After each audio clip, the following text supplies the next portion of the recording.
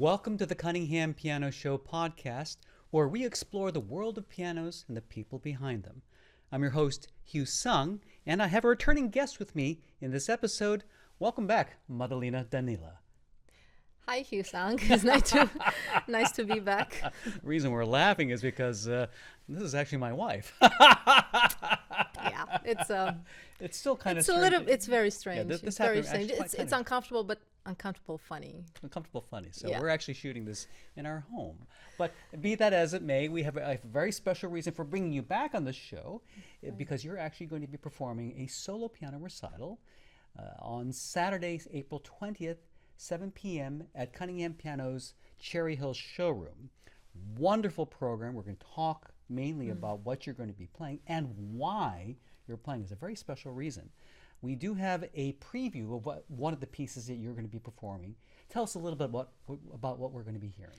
So the video has just recently been recorded. I think it's just freshly out of the post-production oven, and this piece is actually very close to my heart. Is by the Romanian composer George Enescu.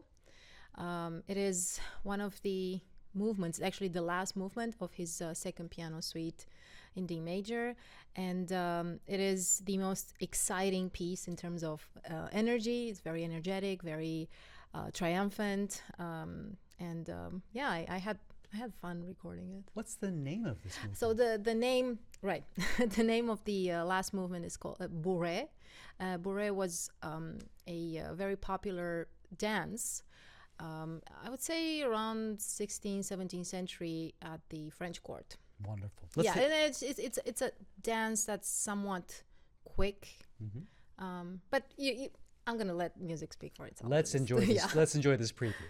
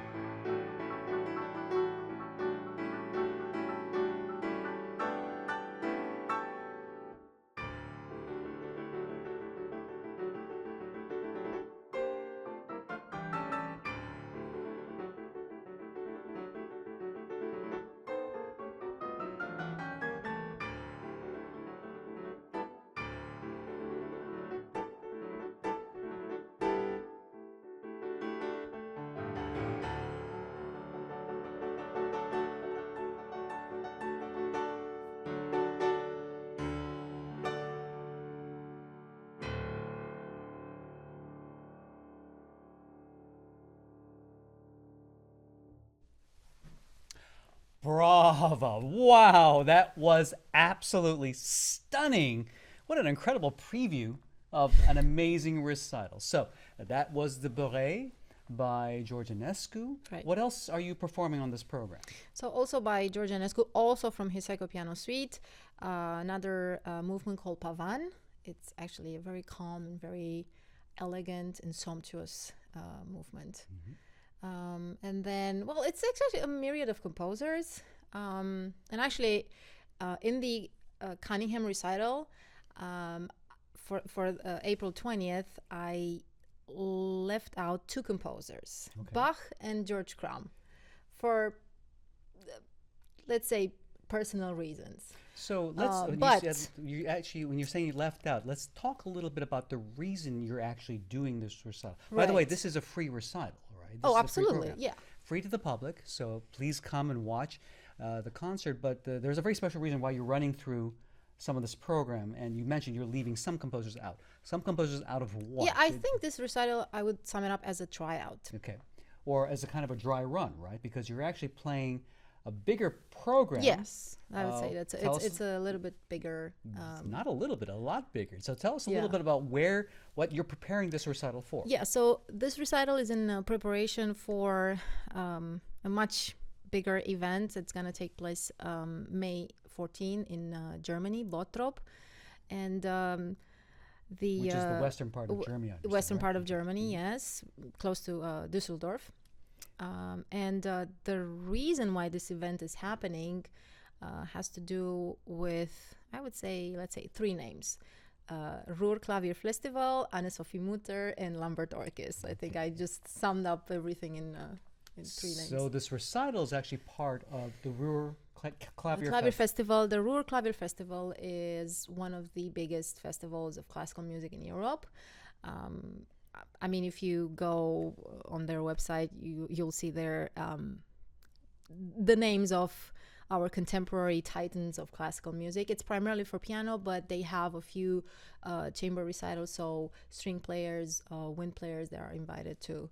I mean, some of the greatest artists nowadays. So now you're joining those ranks as one of the Yeah, greatest and artists. in How did the this happen? in the series dedicated to young artists, this year I'm included too. That's fantastic. Congratulations. It's a thank huge you. honor. Yeah. Yes, it is a huge honor, of course, and it's a big responsibility, I would say, for myself first of all. Sure. I did play in Germany once, many years ago in Berlin, but it was in the context of contemporary music, and it was more of a chamber music / solo recital. So, but this one is fully solo. Okay. Now, how did this? So we now know where this is taking place. You had mentioned the name of somebody very, very famous. Tell us how this concert came to be. Well, it was honestly, it came as a surprise. I didn't know what was going on. My dear Professor Lambert Orkes, I'm very fortunate to study with him. We have been collaborating for like 5 years already. You're working Like with five- him as as part of my doctoral studies, but we work on chamber music, on solo. At Temple At Temple, University. yes, Temple University. Sorry, I assume these things like they're already out there. That's why. So Miss Mutter had been awarded a prize by the festival. Now, just for folks who don't know, Anne-Sophie Mutter is It's one a of the legendary violinist, world's greatest violinists Yes. performing today, And she has a and Miss connection. Mutter with Professor Orkes, they've been playing together for, I don't know, I would say 40 years. Yeah. As a violin piano as duo. he likes to describe their partnership, it's a musical marriage. Yeah. And they perform all over the world. They so perform all over the world. Yeah, she had been awarded, I think last year, by the festival. She had been awarded like a prize for, her contribution over the years in the prestige of the festival. And, she said, well, it's primarily for piano. I would like to, let's say, advance the awards to a pianist, a young pianist. And then she asked Professor Orkes for some recommendations. And, at first he was not very confident that it would be possible. But then over a few months, I just found out. And again, I just had to send some videos. I didn't know what for. He didn't know pretty much anything himself, if that would be possible or not. But he was advocating for you. But he was advocating for me. I would say that's a good word. What an incredible connection. Yeah. So many thanks to Lambert Orchis and Anne-Sophie Mutter Miss and the Mutter. Ruhr Clavier Festival. So this program, so tell us a little bit about what you're planning to play first at Cunningham Piano. So Right. Okay, and then we'll talk about the pieces that you're leaving out here, but that you will be playing in Germany. So for the Cunningham recital on April 20th, I'll be approaching composers that are very dear to me and that I've been exploring. I mean, also for the Ruhr Festival. See, that's the beauty of it, that I had to choose the program in its entirety. So no one forced me to play anything, right? It was completely up to me. So I sat down and I came up with, I would say, a diverse menu for the audience. And this menu is comprised of George Enescu's, a couple of George Enescu's works, Liszt, Lecuona. What are you playing of Liszt? Franz Liszt. Franz Liszt, so the Dante Sonata. That's a huge piece. That's a huge, yes, one of Liszt's most famous and I would say challenging pieces, psychologically and pianistically, right? And then another composer that I truly love is the Cuban composer Ernesto Lecuona.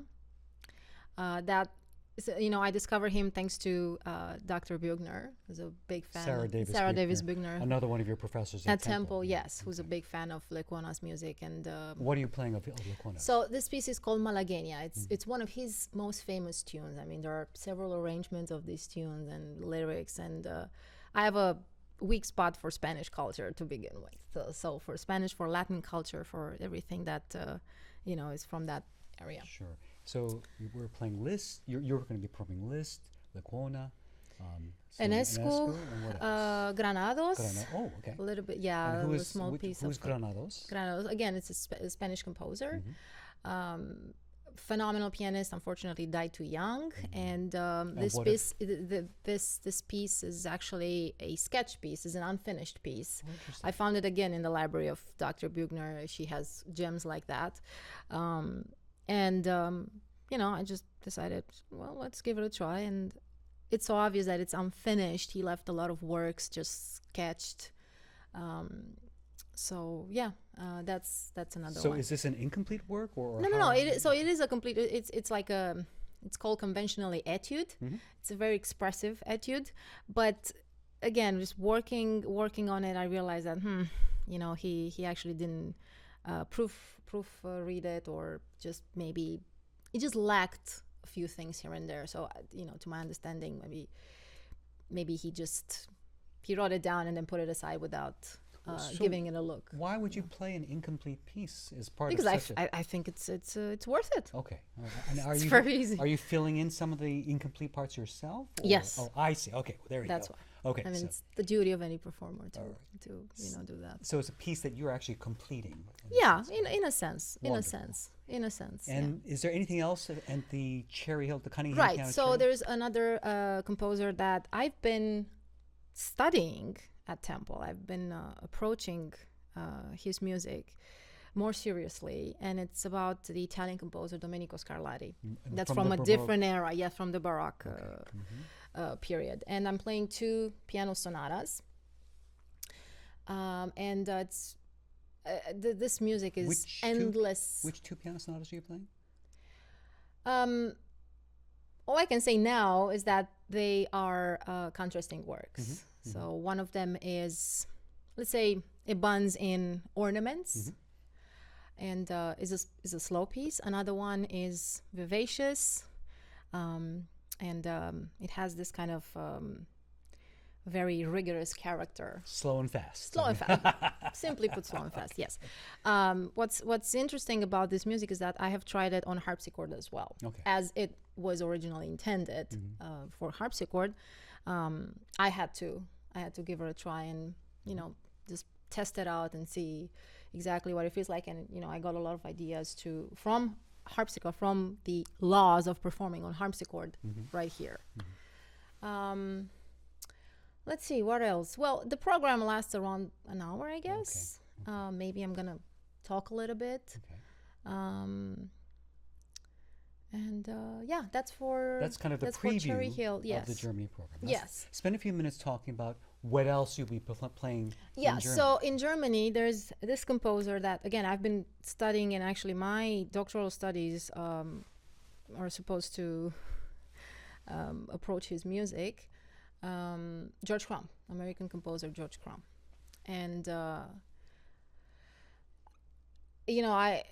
when I had the first contact with his music, that was, I think, 2 years ago, through Professor Orkis, who was friends with him, with George Crumb. And Professor Orkis, or Lambert Orkis, has performed and premiered works. The Little Suite for Christmas was dedicated to Professor Orkis. And George Crumb actually left a really nice comment about Cunningham piano. I think I didn't know that. He had a Cunningham piano while his Steinway was being. We actually were restoring his Steinway, and so we loaned him a Cunningham piano. He had some very, very nice things. So George Crumb was small world. I know, was a kind of resident of one of the suburbs of Philadelphia, very close to Cunningham piano. So we have kind of a nice little direct connection to him. So it's really fascinating that you've fallen in love with his music. And again, small world. Small world, yeah. Wow. So I had to incorporate selections of his music. I wish I could do more. I could play more of his music, but as a first appearance in the festival, I said, let's just keep it to selections this time. So what selections? So selections from his Macrocosmos Book 1 that I performed last year in its entirety at Temple University. The work itself lasts around 45-50 minutes. Now you're not doing the entire. I'm not doing the entire because of lack of time, I guess. Sure. So I'm playing 5 selections. Wow. Okay. And how many are there altogether? 12. 12. So 5 out 12. of almost half of it. That's incredible. Yeah. Now, to just basically quickly describe the music, unfortunately, we're not going to hear the Cunningham piano. Right. But these pieces involve some very, what we call extended Actually, techniques. I chose the ones that require the least. Okay. Or none at all. Okay. In other words, you don't have to put objects in the piano. I don't have to do that. There are the rest. Yes, they do that, and the reason why is because I don't know the piano. I mean, I do know the model of the piano and everything that I'm going to find there because I asked in advance, but I would not take this risk when I have other works to perform, just to have my mind preoccupied with, is everything in there? Just I would keep it a little bit simple, but again, simple doesn't mean that it's not interesting. It's actually very interesting, and he has other ways to create special effects in his music. And as it's one of the interesting things about pianos is that for George Crumb's music, you have to really do things that you don't normally do. Yeah. You're not just playing on the keys, but you're working inside the strings. There is one piece, which is the crucifix, where I have to work a little bit down there inside. But it's very doable. And actually, I have to shout in this one. Oh yeah, that's going to be interesting.